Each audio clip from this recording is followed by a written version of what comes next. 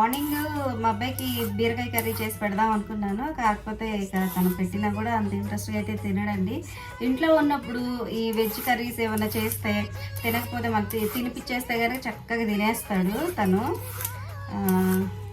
ఇప్పుడున్న జనరేషన్కి అంటే చిన్నప్పుడేమో పిల్లలు తినట్లేదు అని చెప్పి వాళ్ళకి ఈ నాన్ వెజ్ అవి అలవాటు చేసి వాళ్ళేమో దానికి అలవాటు అయిపోతున్నారు. పెద్ద అయిన తర్వాత వెజ్ తిను అని అంటే వాళ్ళు ఎక్కడ తింటారు చెప్పండి. చిన్నప్పుడు మా అబ్బాయి అస్సలు తినేవాడు కదండి ఫుడ్.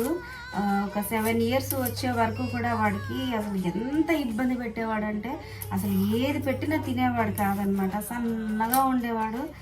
అందరేమో ఏంటి మీ అబ్బాయికి ఫుడ్ పెట్టట్లేదా అని అడిగేవాళ్ళు అనమాట.